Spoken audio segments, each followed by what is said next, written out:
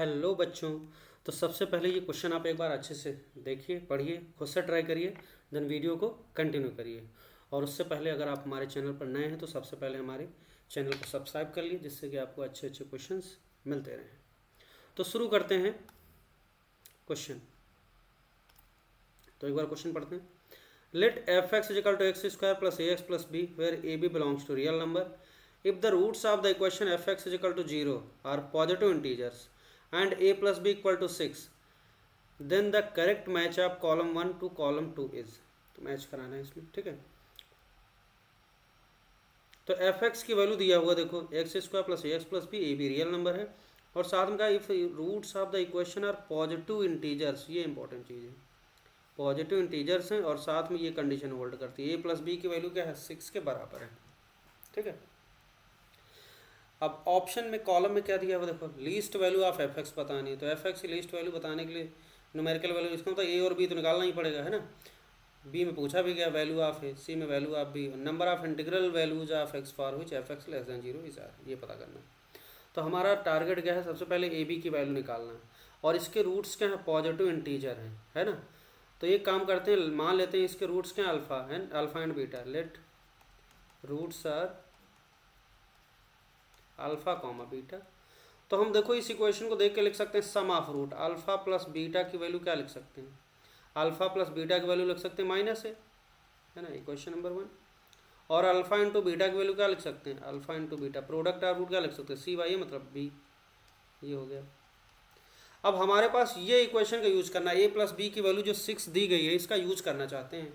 कैसे यूज करेंगे, अगर 2 से 1 को माइनस कर दो, है ना, तो देखो क्या करें, 2 से 1 को माइनस कर दो तो ये हो जाएगा alpha into beta minus alpha plus beta.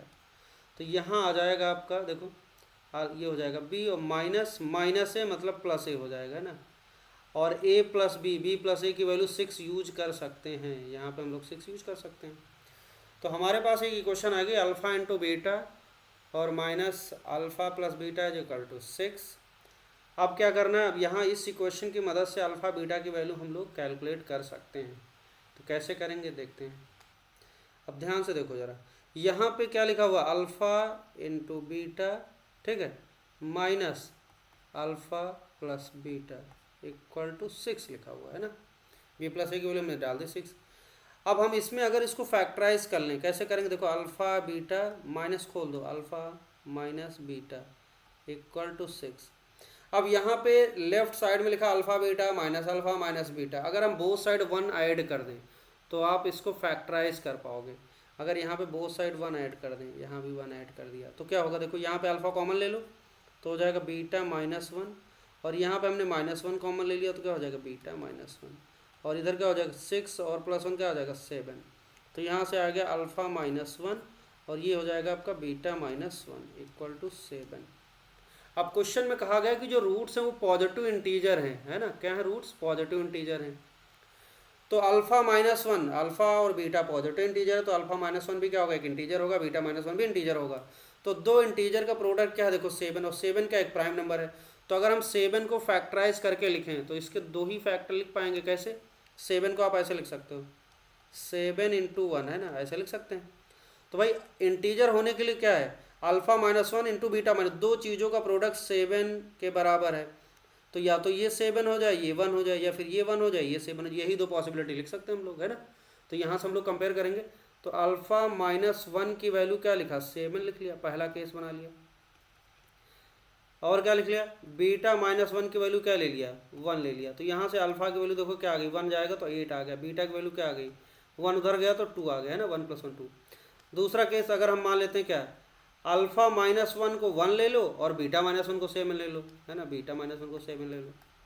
तो देखो तो यहाँ अल्फ़ा माइनस तो अल्फ़ा की वैल्यू 2 आ गई और बीटा की वैल्यू क्या आ गई 7 1 8 आ गया। तो दोनों रूट क्या रहे, एक 8 आ रहा है, दूसरा 2 आ रहा है, एक अल्फ़ा 2, कोई दिक्कत नहीं, अल्फ़ा बीटा दोनों रूट हैं, एक रूट अल्फ़ा बीटा किसी को भी बोल सकते हैं ना। तो कोई मतलब दोनों रूट दोनों केसेज में क्या आ रहे हैं, सेम ही आ रहे हैं, अल्फ़ा और 2 आ रहा है, देखो 8 और 2 आ रहा है और 2 और 8 आ रहा है। अब हमें अगर रूट पता है तो हम देख सकते हैं यहाँ पे देखो ए बी की वैल्यू निकाल सकते हैं, बी और सी ऑप्शन आपको मिलने वाला है ना। तो क्या कर सकते हैं, अल्फ़ा बीटा आपने निकाल लिया, कोई भी यूज कर लो, इन दोनों में से कोई भी यूज कर लो, कोई दिक्कत नहीं। हमने यहाँ पे पॉजिटिव लिया क्योंकि रूट्स पॉजिटिव इंटीजर हैं, इसलिए हमने पॉजिटिव वाला लिया है। और पॉसिबिलिटी हो सकती है लेकिन उससे निगेटिव आएगा, इसलिए नहीं लेंगे। तो यहाँ पे हमने क्या किया, यहाँ से देख सकते हैं अल्फ़ा प्लस बीटा की वैल्यू माइनस है, तो यहाँ से अगर हम लिखना चाहें तो क्या लिख सकते हैं, देखो अल्फ़ा प्लस बीटा की वैल्यू क्या है, माइनस है ना। और अल्फ़ा बीटा ये वाला यूज़ कर लें, चलो ये वाला यूज़ कर लेते हैं, पहला वाला केस कोई भी यूज़ करो, कोई दिक्कत नहीं है ना, दोनों से सेम ही आना है। ये वाला अल्फ़ा बीटा यूज़ किया मान लेते हैं, सही माना। अल्फ़ा 8 बीटा 2 है ना, तो क्या लिखे 8 और बीटा 2 लिखा, तो माइनस है, तो यहाँ से क्या आ गया, ए की वैल्यू आ गई माइनस, देखो 8 to 10 और -10 हो जाएगा, माइनस ए है ना तो -10 हो गया, ए की वैल्यू आ गई -10। ऐसे ही क्या लिख लेते हैं, बीटा की वैल्यू क्या, अल्फ़ा इंटू बीटा, तो अल्फ़ा बीटा 8 2 8 दूनी 16 हो जाएगा, सीधे गुणे 2 16। तो बीटा बी की वैल्यू क्या आ गई, 16 आ गई है ना, तो बी की वैल्यू 16 आ गई। अब सबसे पहले मैच करा देते हैं, वैल्यू ऑफ ए, बी के सामने ए के सामने क्या होना चाहिए, वैल्यू ऑफ ए कहाँ है, -10 कहीं दिख रहा है, आर दिख रहा है ना, इसके सामने आर हो गया है ना। और वैल्यू ऑफ बी क्या है, बी 16 कहीं दिख रहा है, टी दिख रहा है, इसके सामने टी मैच करा लो। अभी हमारा पहला और बचा है, देखो अब आप ए बी की वैल्यू निकालिए, अब इक्वेशन भी लिख सकते हैं हम लोग, एफ एक्स की वैल्यू क्या लिखेंगे, तो एफ एक्स हमारा ए बी आ चुका, रख देते हैं सीधे, एक्स स्क्वायर माइनस क्या है, ए की वैल्यू क्या है -10 है, तो -10x, और प्लस क्या है बी 16 हो जाएगा है ना, ये हो गया। अब एफ एक्स आ चुका है, इस एफ एक्स में कहा गया कि least value of f x, तो least value of f x क्या होती है, -d/4 है, किसी इसकी कॉनकेविटी अपवर्ड है, एक्स स्क्वायर का कोएफिशिएंट पॉजिटिव है, तो इसकी लीस्ट वैल्यू क्या हो जाएगी वर्टेक्स पे, और दैट इज -d/4 है ना, तो सीधे लिख लेते हैं, पता है -d/4 निकाल लेते हैं, लीस्ट वैल्यू हो जाएगी आपकी -d/4, सीधे लिखो फॉर्मूला, -b क्या होता है, b² - 4ac, तो ये हो जाएगा b² मतलब -10² मतलब 100, -4ac का मतलब 16 चक्को 64 हो गया, अपान कितना हो जाएगा 4 × 1, तो ये 64 कितना गया, 100 में से 64 निकल गया 36 है ना, 36 -36 4 9 36 -9 आ गया, तो लीस्ट वैल्यू क्या आ गई -9, कहीं दिख रहा है आपको, एस ऑप्शन, इसके सामने एस दिख गया। अब लास्ट वन ये बचा हुआ है, देखो F number of integral values of x for which f x is less than 0, इसको सॉल्व कर देते हैं।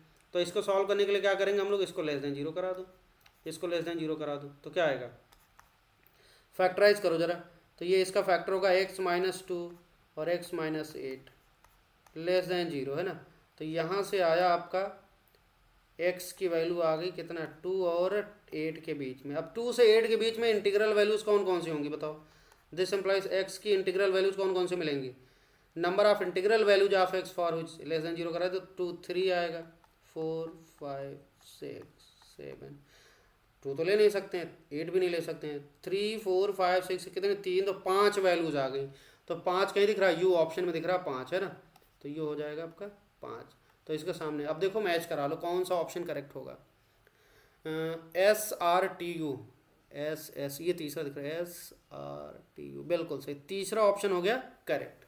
ओके बात समझ आ गई, तो इसका कौन सा हो गया ऑप्शन सही, तीसरा ऑप्शन सही हो गया। Okay thank you.